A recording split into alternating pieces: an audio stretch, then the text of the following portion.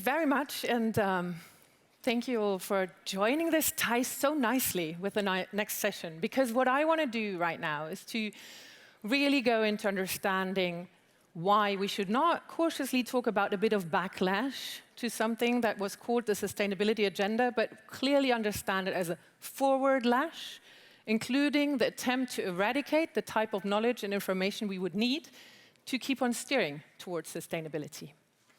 And why this is part and parcel of an agenda coming from the United States right now, and you will understand why the EU is under such attack, because it has been trying to really provide for the data and the ideas and the knowledge to run that sustainability transformation successfully. And towards the end, I will be saying why I think there's three professions that right now are really, really at the fore of trying to prevent this from happening. One is economists. So I will show you how lazy economics is something like an hegemony that allows for extraction to be normalized. And we do need everybody that's a data cruncher, so many here, to really make sure that the right data in the best quality gets to the places where it can be used for the common good and not just for enriching a few. And then, obviously, policymakers that work closely with the ones that are putting all the solutions into practice so that regulation stands firmly but doesn't suffocate. So directionality and legality is important, but not trying to tell everybody what they have to do in minuscule detail. So this is where we're at, and I've chosen the title of Epistemic Warfare because I don't think we can underestimate what is going on right now.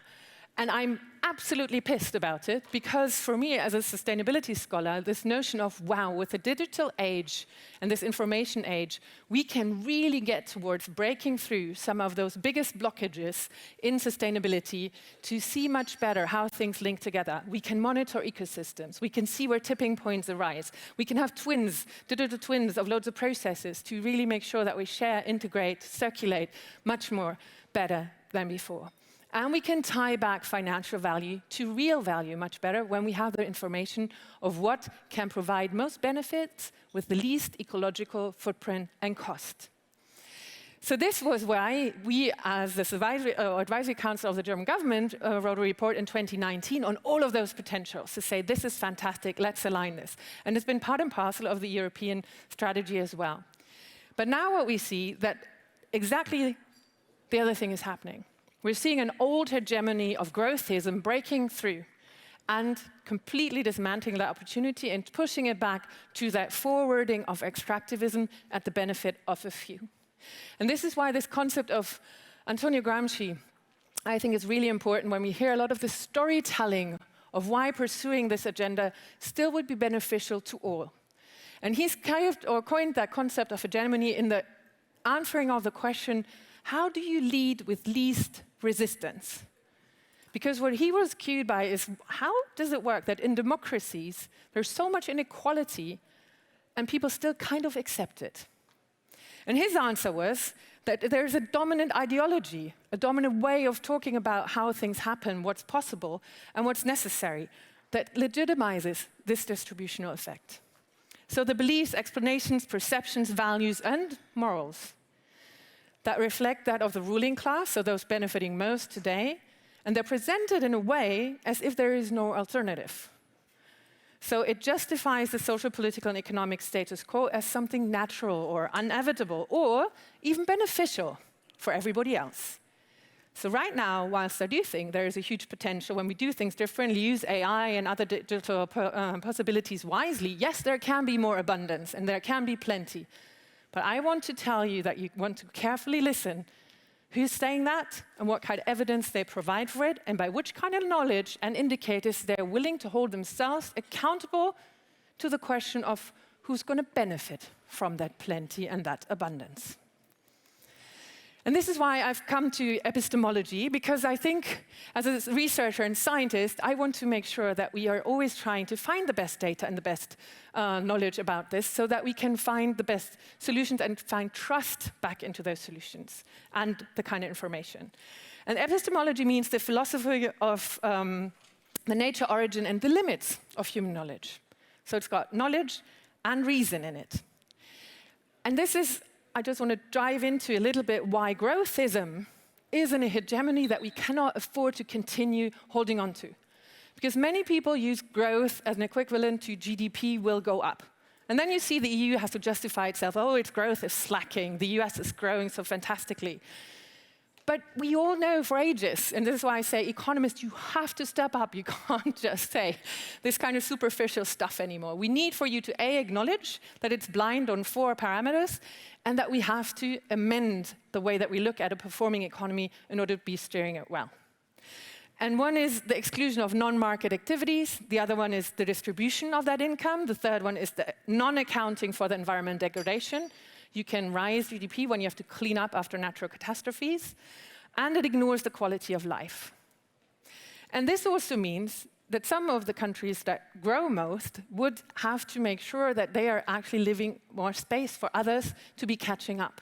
So this whole idea of everybody has to grow in the same speed so that we can all be finding abundance without ever talking about enough is not working. And when you look at Switzerland, just as one example that we heard of today, everybody should become like Switzerland. It's overconsumed its budget of the ecological space it could have in May already. There is no possibility for everybody to catch up to Switzerland without Switzerland doing something differently. And we have to acknowledge this. And this notion that once GDP rises, everything else will pour out, including quality of life, is not really happening in the same amount as we would say it's decoupling from the environmental degradation. Yes, there are efficiency gains, and yes, we have been better at CO2 emissions, but this is another indicator, and it's from a paper that says, from researchers warning of the affluence and the impact it has. So we have to talk about the good life and not just saying ever more for everybody is a rationale that we can follow, because we have not decoupled from the material footprints. And those are the things that mean we go into the soil, we dig out stuff, we're taking more than it can regenerate, we're cutting down forests, we're interrupting water circuits. There's much more than CO2. And this is why the EU is such an antagonist to the US that wants to get rid of all of those kind of concerns. Because the Green Deal, and we can always make things better, but it was the first attempt that I've seen to say we have a whole institution approach to acknowledging this fact. And we're going to look at how we can use every single policy framework and amend it to the goal of using less, circulating more, and regenerating the basis from which we're taking. And this is why it's been a whole set of new policies and programs, and yes, also regulations. And it was looking as well at how can finance, for example, not just lead to more growth measured in profit or GDP, but to really help doing that. So how can money, this fantastic thing we invented, become more productive again in the truest sense of the way? Going back to the hegemony economic textbook, you see none of that. You only see that you, as an investor, put it somewhere, and magically you're successful when more comes out of it. So money is only looked at something that is used to make more money. What it does in between doesn't really matter.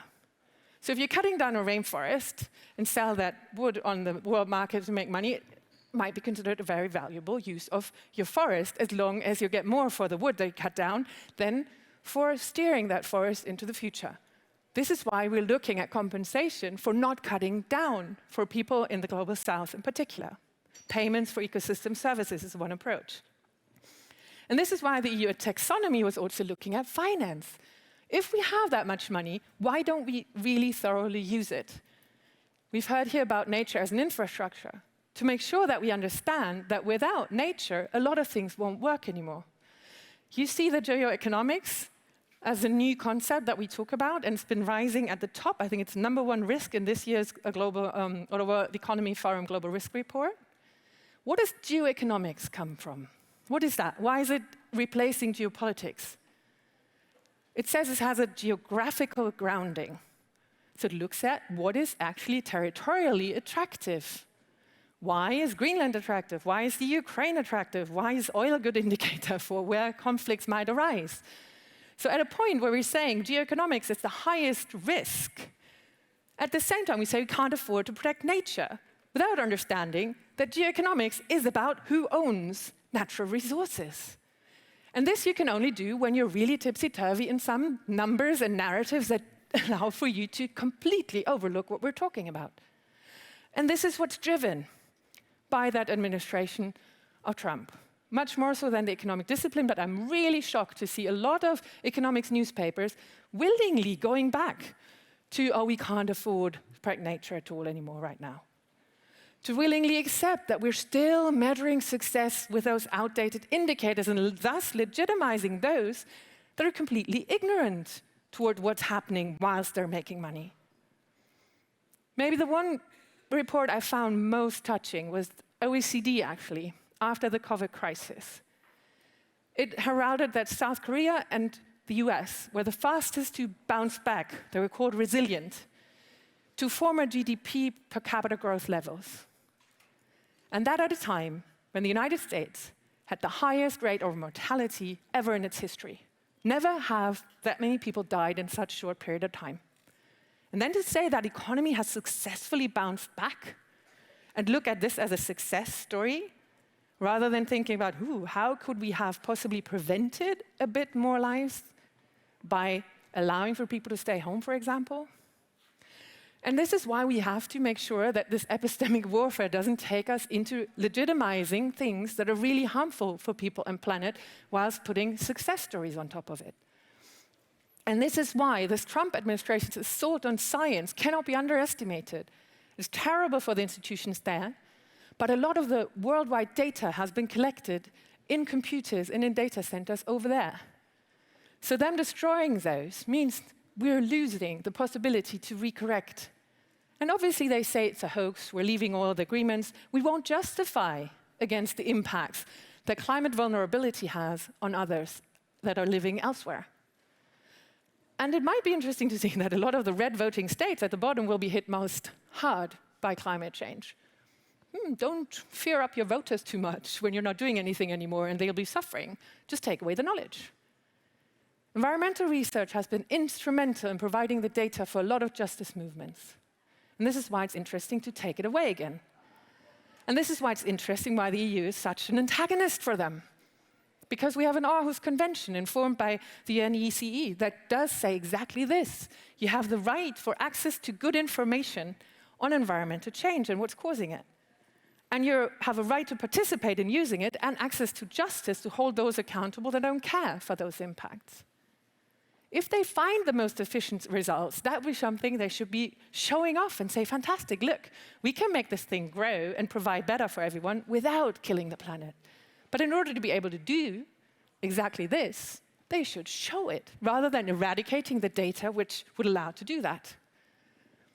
And now I'm at the last one, which is more on this kind of values and the notion of who designs what we are considering to be part of the reality and how to judge it. This is by Renée Duresta. I think her book is really fantastic as well. She really looks at how, especially online media, is being used now to recalibrate how lies become realities. And this is the attack on Wikipedia, considered far too woke, and Grokpedia being an example replacing it. Of course, someone is having some impact on what Grok says is an objective portrayal of reality. And that person's called Elon Musk. And with this researcher wrote an email to XAI, starting to understand or wanting to ask some questions, she got an automatic response saying, legacy media lies. Fantastic engagement on finding out the best way of portraying reality. And this is with all faulty that Wikipedia might have had, this has been the thing. We're engaging on shaping the knowledge by which we then want to run our world together. There is a response. That response is taken away. The more that we're allowing for AI systems that are non-responsive, nor are the companies that are running them, to shape for us what's part and parcel of that reality representation. And then this fantastic news. The Pentagon now, particularly with Grok, is going to, A, give Grok its intelligence data. I think he might have just got it anyway through his Doge activities, but also is going to use that in all of the security forces' ways of looking at the world. And this is an announcement that comes at the moment where Grok is allowing for women to be undressed. This is the part of morale. And you've seen the Project 2025 that has been part of that strategy to really go at the moral integrity of the people that are running administrations, but also more so the military. We've seen the manosphere reporting here, the allowing for women to be subjugated, etc. If that becomes a way that normal, objective information about society can be used and is portrayed to you, we have a bit of a downride. And this is why I think we have to be super clear, those are my last points, on why woke has been a catchphrase for being attacked and should be something we should never forget. Because it will allow for us to see where we hit most hardest in this epistemic warfare. It was all about understanding where this normality in reality right now is discriminative, what it is losing out on, what it is not seeing, what should be integrated if we were to say we're moving towards more progressive and sustainable societies. So woke is the thing that corrects the growthism hegemony. Who does the unpaid care work? Why are women under attack again? Who is at the core of getting the next chunk of growth? We can't afford having everybody grow at the same time and only 5% going to the poorest of that, whilst others are really cashing in. So how do we account for environmental degradation? Those who work in sustainability boards know exactly that this is something not wanted for anymore.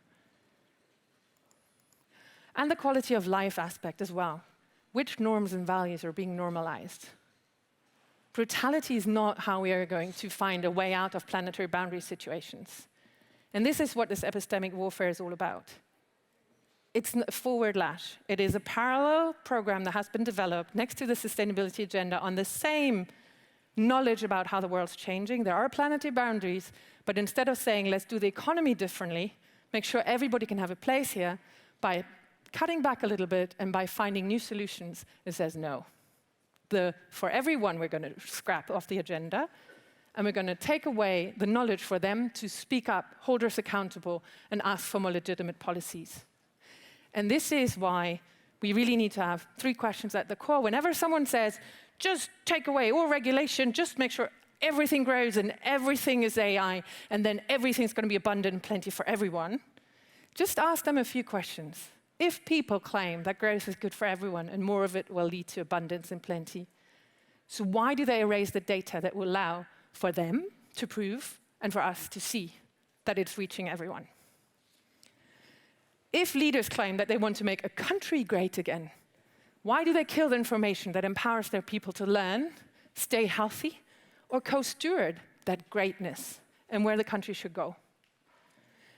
And if billionaires now walking around say the West is going to go under unless it fights back with sucking up every last bit of environmental pieces on this planet in order to fight China, at least ask a question of why the returns of that land in their pockets and not in state budgets that could at least then really, in a democratically transparent way, be stewarded towards serving everyone.